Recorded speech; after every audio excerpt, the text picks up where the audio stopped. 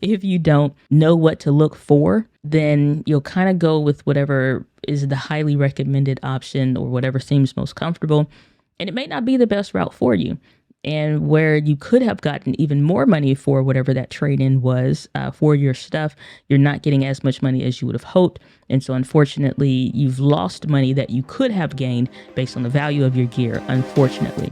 Welcome to the Video Simplified podcast, where I help you simplify the video creation process to help you reach wider and connect deeper with the people that need you the most. From learning to use your camera to simplifying video strategies to help you grow your brand and share your vision using video. So let's jump right into today's episode. What is up, creators? Welcome back to the Video Simplified podcast with me, your hostess, the mostess, Diana Gladney. This week, we're talking about trading in your camera gear. This stresses a lot of people out, especially if you've never done it before. I remember being in that same boat some many years ago, whatever the number might be this day and age. Unfortunately, I did not know all the things that I'm about to be sharing with you in this episode. And so it was a bit more stressful. And I think more than it needed to be, because I think it's one of those things where if you don't know what to look for, then you'll kind of go with whatever is the highly recommended option or whatever seems most comfortable. And it may not be the best route for you.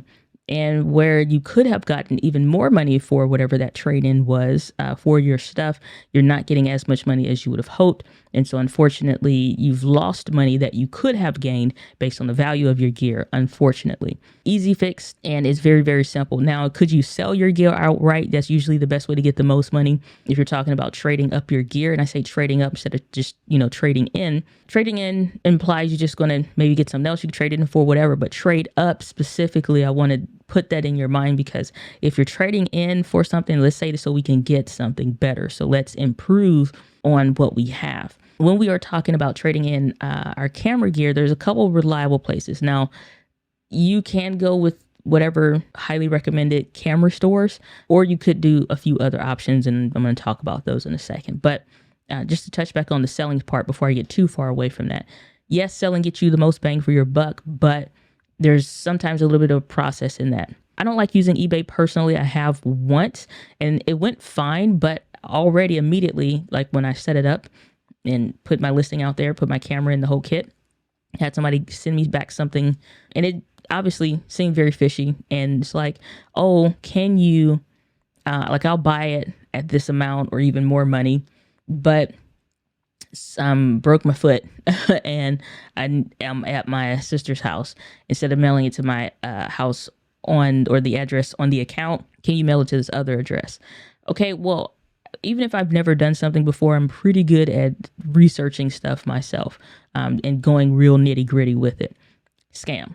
Because you have to read the terms and conditions, have to read the rules and stuff like that, which most people don't. And a lot of people that are into scams and all of that, they prey on people that don't read the fine print or know what their course for due process is. If something were to happen, they don't have any kind of route to recovery or to cure an issue or whatever. Just they're screwed. And unfortunately, a lot of people fall for that. And they think, oh, I'm trying to be a good person, I'll help you out, no big deal.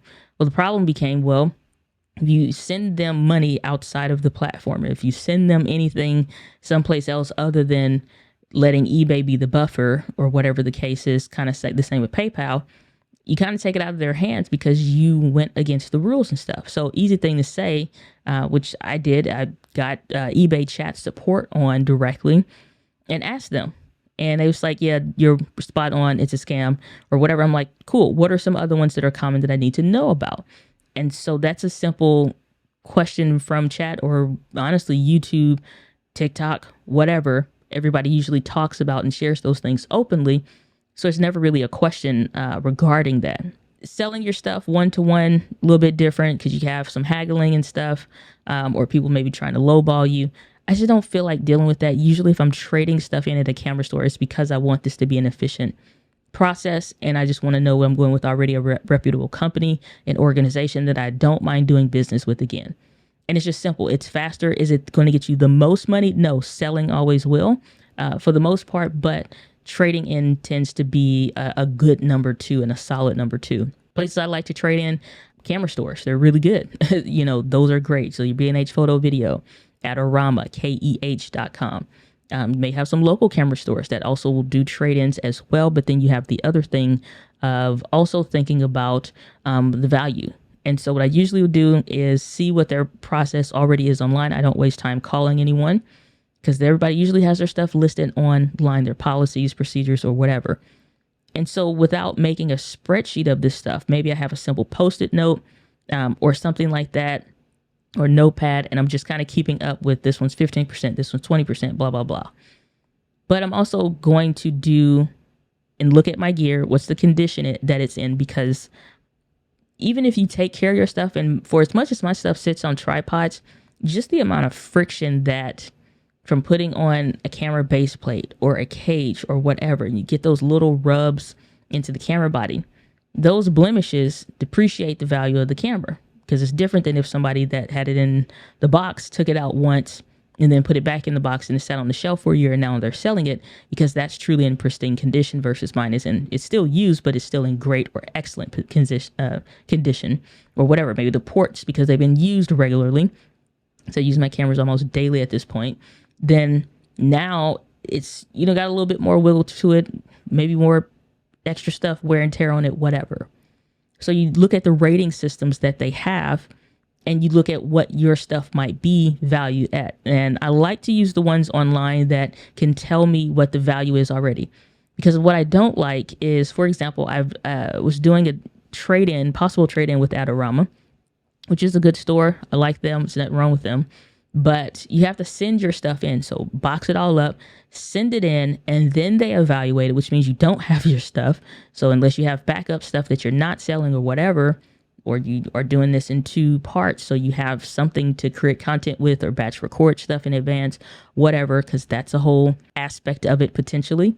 But you're not going to have your stuff for about a week or more. So plan on 2 weeks of not having your gear. And I'm just saying for buffers of trade-in time, deciding whatever. You send your stuff in. Hopefully you send it in with the intent to go ahead and have them to pay you, because then, that's the end of the exchange. But what I didn't like is that I had to actually send it in.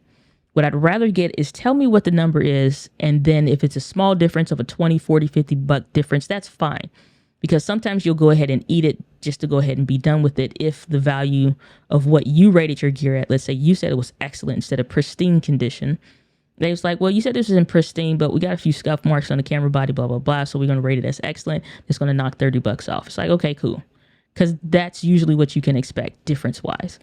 But I want to know what that number is to begin with, to see if, like, it don't matter what the rating in, if it's way too low to begin with. Adorama requires you to send your stuff in.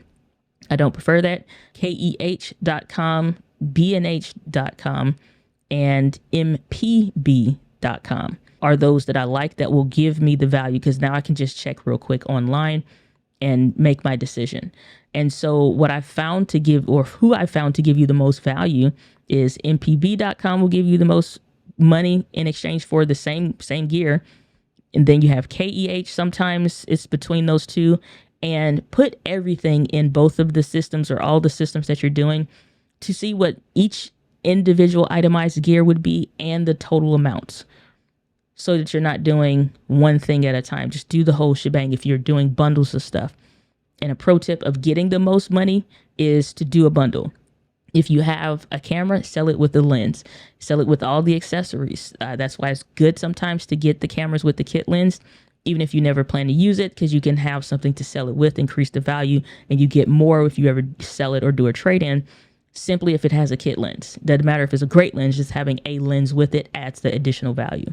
And usually less than what it would cost at that point. So once you have the value of everything with the accessories and all that stuff, what I find most of the time, unless that gear is relatively new, you're not going to get the most money going with B&H Photo Video. They're a great store. Again, I like doing business with all of these companies, but just when it comes to trading up your gear, unfortunately, it's like if it's been a couple years or whatever, and if that thing is not in demand anymore for real, say, for example, your Canon M50s, because that's, I think, one of the last things I checked on their site.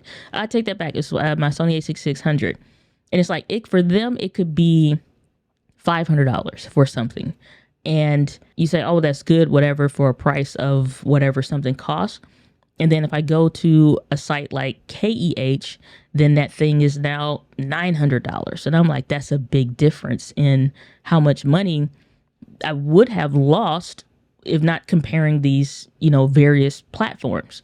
And so now I have B&H and I'm like, well, you're out because you offer the least in this back and forth with everything included, quality ratings, whatever, or even I'll jump it up to, because sometimes what you'll have is if you send your stuff in, they'll say you rated it lower quality than what we would actually rate it in. And so we're going to give you more money for this because, and this is all of these stores will do this. And they say, well, you rated it at like a 7 out of 10. We're actually going to rate this at a 9 out of 10 because it's really in great quality.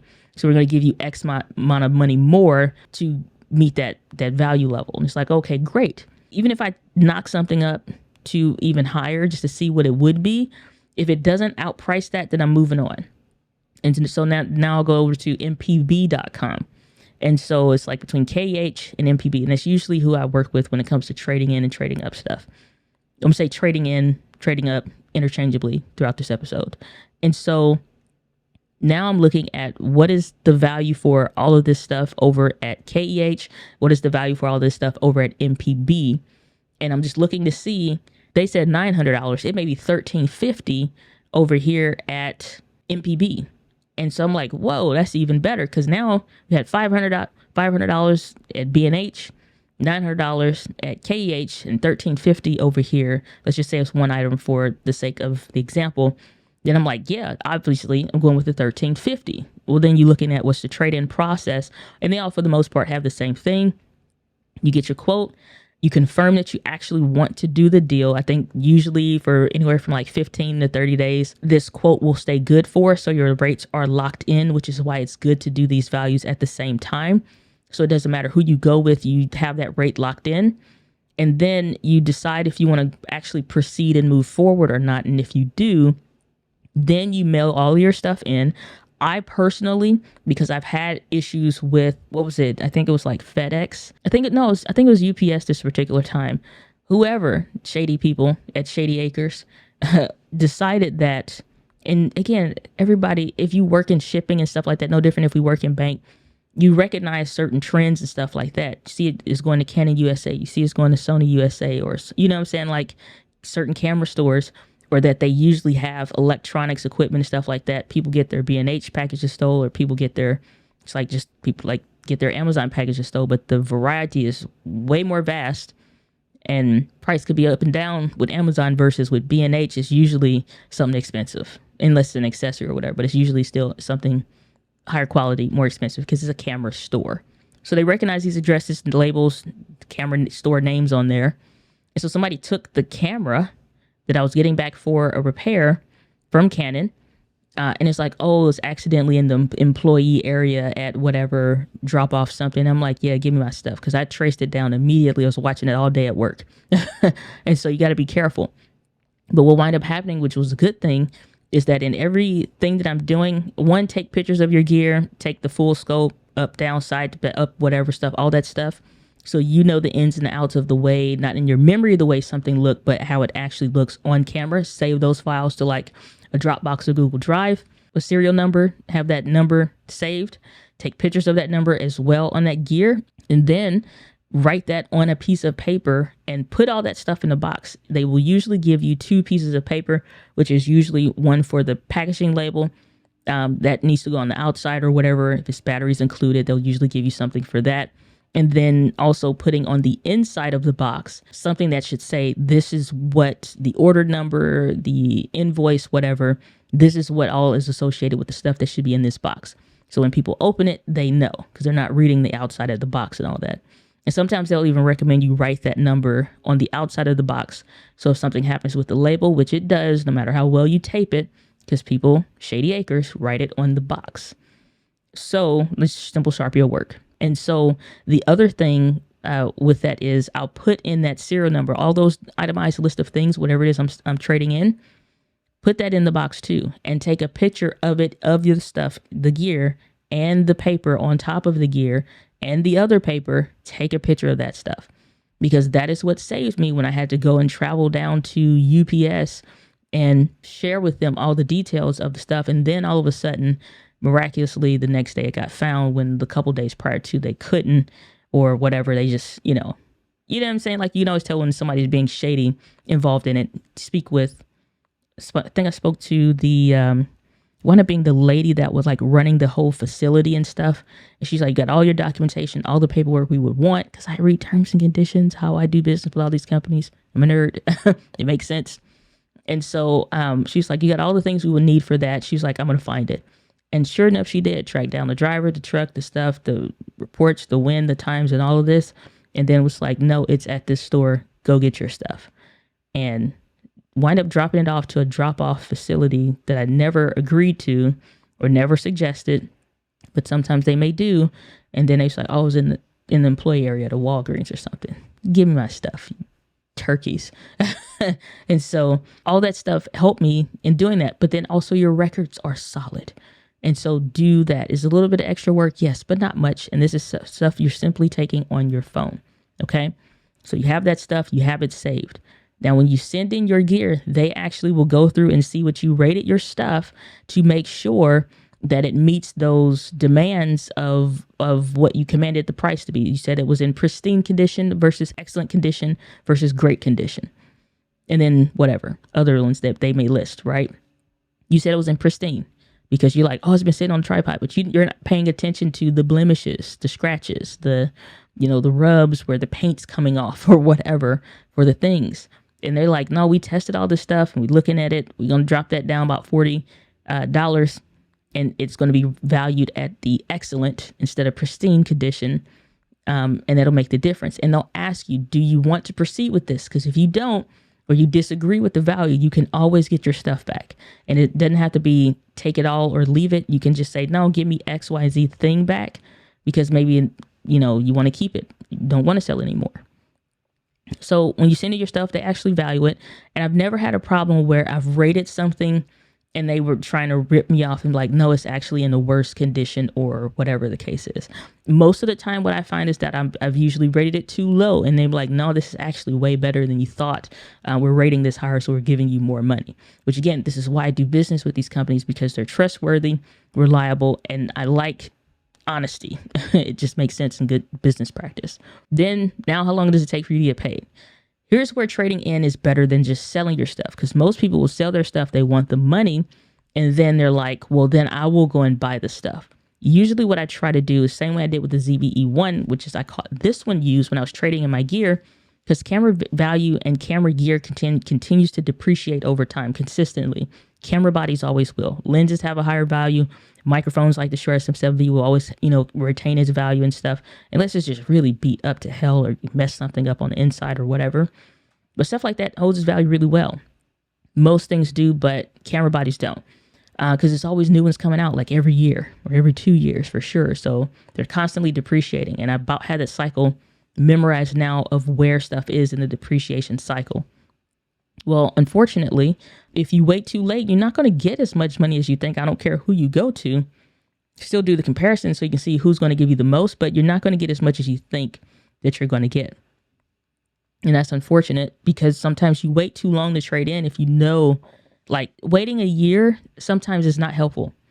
Waiting 6 months or 3 months is sometimes not helpful. I was having this conversation with a friend and we both had Sony cameras.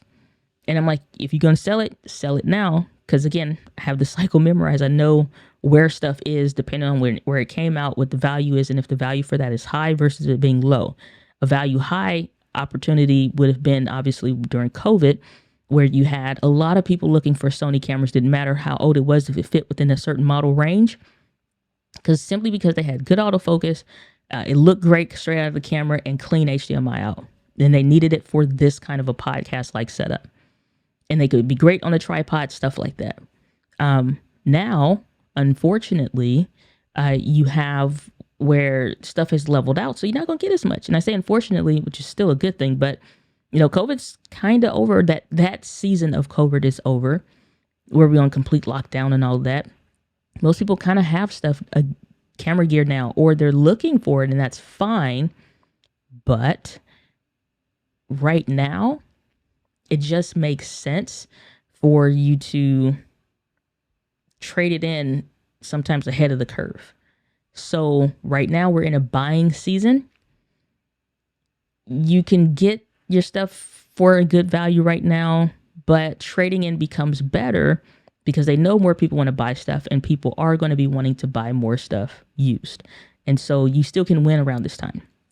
But it's kind of like after Thanksgiving Day sales and all that cycle and stuff like that. Same, it's a similar type thing in the camera industry and space.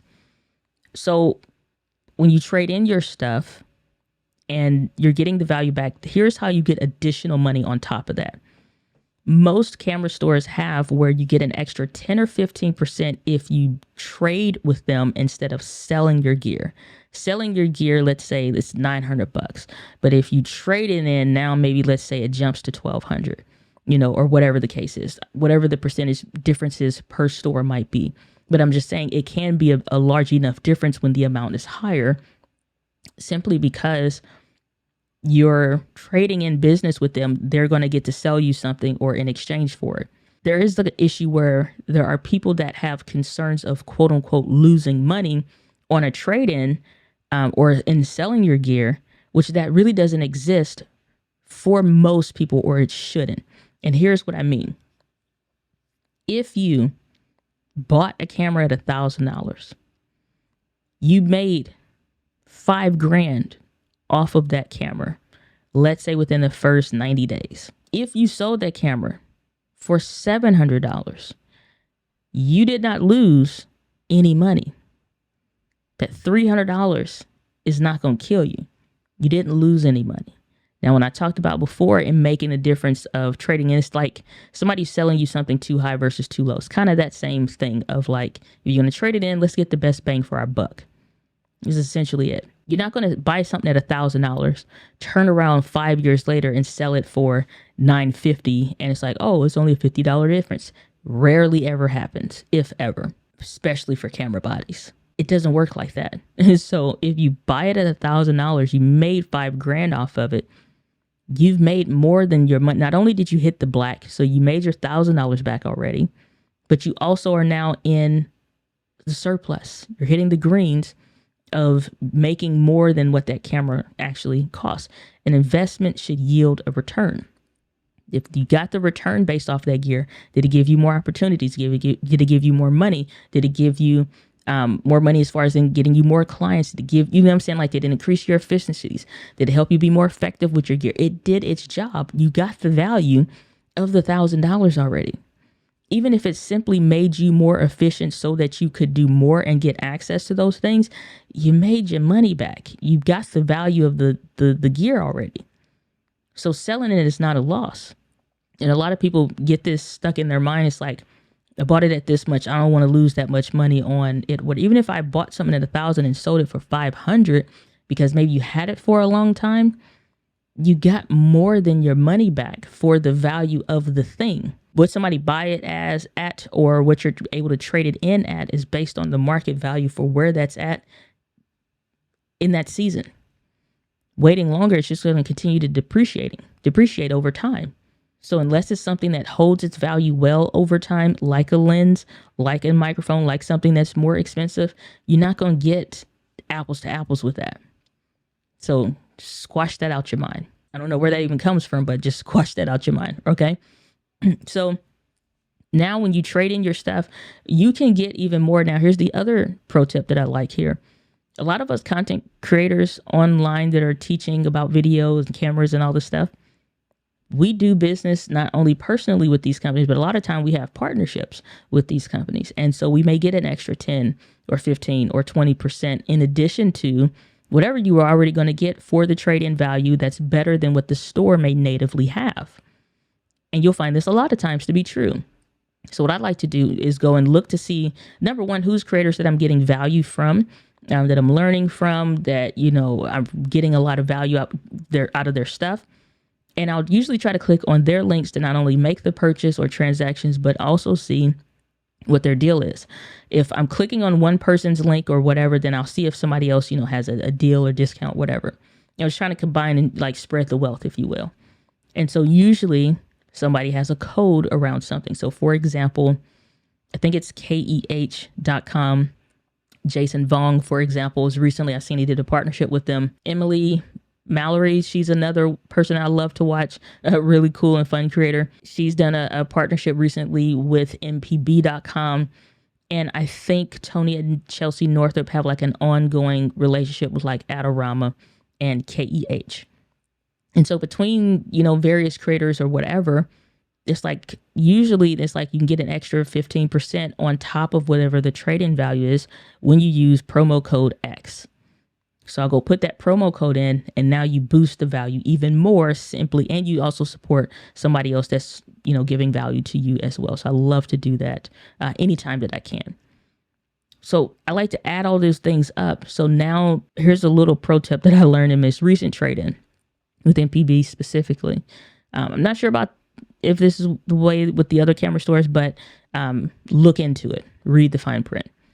What I found, though, I did not like the amount of time that it would take for me to get paid and then for me to get, like, it would take too long. And everybody has different stuff. Some people do same day. I even went to KEH before, traded in my A6600, took a day trip to Atlanta, got to go see the store, got to see the back, and all this other stuff is really cool.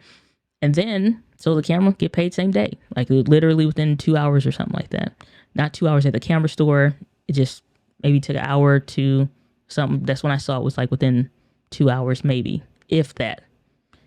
By the time I was on the plane, I was already paid to go back home.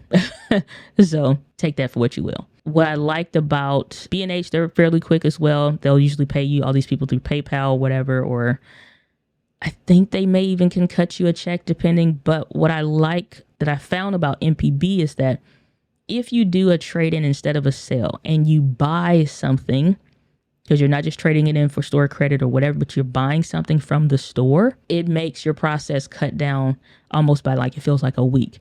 So instead of something taking 5 to 7 business days, it takes 1 to 2 business days for them to get your gear in, evaluate it, give you your quote and say, hey, we're offering this amount based on what you valued it at, and or here's the differences between the gear, if we found any discrepancies, whatever. And here's what we're offering. You decide if you want to take that or leave it. And then if you do, then you usually get paid, like, again, within 1 or 2 business days. And so I'm factoring in, if I mail it in by X date, when are they going to get it? How long is it going to take to get it reviewed and evaluated? Because that's a process as well for all of these stores. And then how long is it going to take for me to get paid in these transactions? Because I like to hurry up and get this stuff done. And so what was funny was, thankfully, this ZVE1 popped up randomly because I was going to go buy it at a different camera store that had them, and it was going to be brand new. And I wanted to get a super deal on that, traded in my APS-C camera stuff. And this one popped up. I said, let me just see if they have one, because they didn't for any time that I saw. Then I looked and I'm like, well, let me just see. And I saw it super early one morning. I'm like, got the serial number. Say, hey, can we change this sale to a trade-in? And then I'll get that. And then I still had a few $100s left. And so I was like, let me get the Tamron 20mm f2.8 lens as well. And I think that was all that I got. I think I just got those two. So I was looking at other stuff like a camera strap. They had memory cards, whatever stuff. Sometimes stuff that gets left in a camera, or stuff that people actually are getting rid of everything. And so it's just cool to pick stuff up. and I was like, what else do I need? I'm like, this will work. And so got that and still had a little bit left over. And I'm like, this is awesome, because I got rid of my stuff, got this brand new camera that was less than 30 days old, and then also was able to get a lens with it. And I'm like, good, because I more than made my money back on all of the cameras and stuff that I use. And I've more than made the money from the stuff that I'm making with the ZV-10 and the work that I do. And so it's done its job. So if you go into, what was it, episode 123, where I was talking about making sure that, like, when you look at the gear versus content stuff, it's not a comparison of like, gear doesn't matter, you don't need this, blah, blah, blah. When it does matter, we're doing the comparisons of this and that. Make sure we got our money back within the first 30, 60, 90 days. If I earn my money back, I didn't lose anything. And then anything else on top of that is extra. It's extra. You've more than made your money back. It's an investment. It needs to yield a return. You hit the return after you've made your money back. So the plan, anytime I buy something between 30 and 90 days, depending on how long it is, or if it's a big investment or something, 6 months to a year, maybe, then as long as I made my money back, like anything else is extra. Anything else is extra. And so it wind up not costing me anything to get the new stuff that I wanted. And I got it at a way better deal than anybody else had at that time, anywhere. And it was fantastic. It worked out great. So it wind up really being a trade in, not just a trade in, but a trade up. And so this is where last point of confusion I think people have, and they say, I've invested a lot of money. And I get a lot of money is different to all of us. And then some stuff universally just quote unquote a lot of money. But when we hear, you'll hear photographers and videographers saying, I've invested too much money to trade over to, for example, when I transferred from Canon to Sony, he was like, oh no, man, I just bought I already bought a bunch of stuff for this. I'm already invested. I've invested too much money to go over from here to there. Okay, well, did you make your money back at some point? Did you get past green to black? Did you get past black to green?